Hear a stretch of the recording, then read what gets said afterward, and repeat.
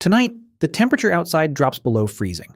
You pull on a jacket, you crank up the heat, you wrap yourself in a blanket and barely think twice about it. But here is the question that should keep you up at night. What did your ancestors do before any of that existed? No jacket, no fire, no shelter made of anything more than sticks and mud. Just a naked human body standing in the dark as winter closed in around them. And somehow they survived. Not just survived, thrived, spread across the planet, walked into some of the coldest, harshest landscapes on Earth and kept walking. How? The real answer is far stranger than you think. And it starts not with fire or fur or tools, but with something already living inside your own body right now. Go back roughly 2 million years. Your ancestors, Homo erectus, were walking upright across the African savanna. They were not yet the humans you recognize, but they had something no other animal on Earth had quite figured out. They could sweat. Not just a little. They could flood their entire skin surface with moisture and use the evaporation to cool the body from the inside. This is called eccrine sweating. Your ancestors could run for hours in brutal midday heat and not overheat. Researcher Daniel Lieberman at Harvard has studied this for years. He calls it persistence hunting. Ancient humans did not outrun their prey. They outlasted them. They jogged behind an antelope for hours in the sun until the animal collapsed from heat exhaustion. Your body was built as a cooling machine. But here is the twist. That same cooling system became both a gift and a curse once the climate shifted, because sweating means you lose heat fast. And losing heat fast when the temperature drops below zero is not a gift. It is a death sentence. So how did a species built for tropical heat survive an ice age? The first answer is fat. Not the kind you store from overeating, the kind your body produces in response to cold. It is called brown adipose tissue, brown fat. And unlike regular fat, which just stores energy, brown fat burns energy to generate heat directly. Babies are born with a lot of it. Adults retain small deposits around the neck, shoulders, and spine. When you step into the cold, your brown fat activates and begins producing warmth from the inside.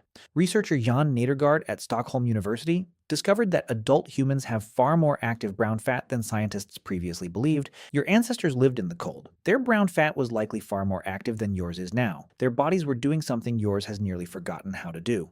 But fat alone was not enough. Winter is not just cold, it is also dark. Animals hibernate. The caloric math stops working. So your ancestors had to solve a second problem. And this is where human intelligence steps in. Not as an abstract concept, but as a survival technology. Roughly 1.8 million years ago, evidence suggests that early humans began controlling fire. Not just using it when lightning struck a dry forest. Actually creating it, keeping it, protecting it like a living thing, because in many ways it was. The hearth became the center of early human social life. Researcher Richard Wrangham at Harvard argues in his book Catching Fire that cooking food, sitting around flames, sharing warmth with a group, fundamentally changed human biology and behavior. Calories became more accessible. Brains got bigger.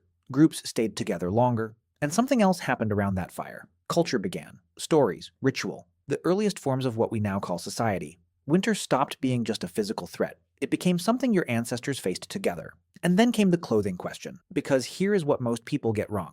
Ancient humans did not immediately start wearing animal skins the moment they felt cold. The earliest stone tools appear roughly 2.5 million years ago. Evidence of controlled fire appears around 1 million years ago. But clothing, in any durable, intentional sense, is much more recent. Genetic studies of body lice, which evolved from head lice specifically to live in clothing, place the origin of wearable garments at roughly 170,000 years ago, which means for most of human prehistory, there were no clothes. Not a stitch. Your ancestors survived naked ice ages through something else entirely. Think about what that means. It means your body had to be the technology. And in many ways, it was. When cold air hits your skin, your blood vessels near the surface constrict. Blood is routed inward, toward your vital organs, away from the extremities that would lose heat fastest. Your hands get cold, so your heart stays warm. This vascular response is automatic. You did not learn it. Evolution built it into you. It is the same mechanism a seal uses underwater. Researcher Wouter van Marken Lichtenbelt at Maastricht University has demonstrated that modern humans who regularly expose themselves to cold can significantly improve this response. What once took generations of evolutionary pressure, deliberate cold exposure, can partially recreate in a single lifespan. Your body remembers what your mind has forgotten, but you still have to wonder, how cold could it actually get, and how much could a naked human reasonably tolerate? This is where the science gets uncomfortable. Modern experiments on cold exposure,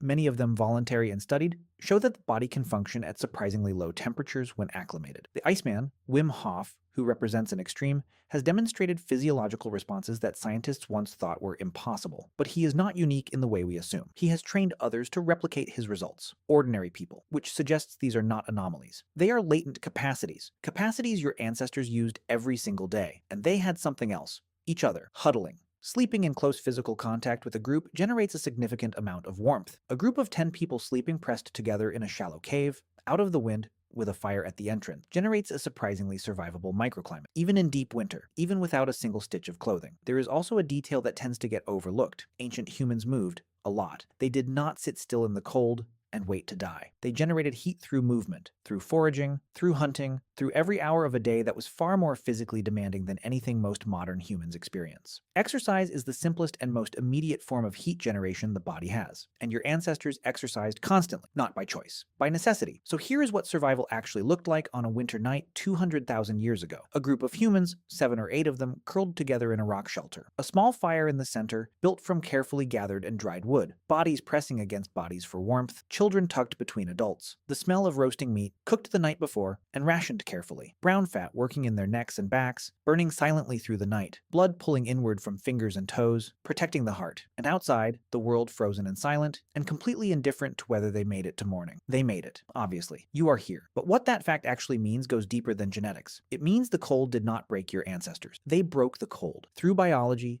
through fire, through group intelligence, through 1,000 small adaptations so woven into your body that you no longer recognize them as adaptations at all. You just call them getting goosebumps. You call them shivering. You call them feeling cold. But your body is still doing the same things it has always done, still routing blood inward, still activating ancient fat stores, still reaching for warmth in the bodies of the people next to you, even if now the warmth comes from a radiator, and the person is on the other side of a heated room. Tonight, when the temperature drops and you pull on a jacket without thinking, remember that the jacket is new, the cold is ancient, and the body wearing the jacket is older than both.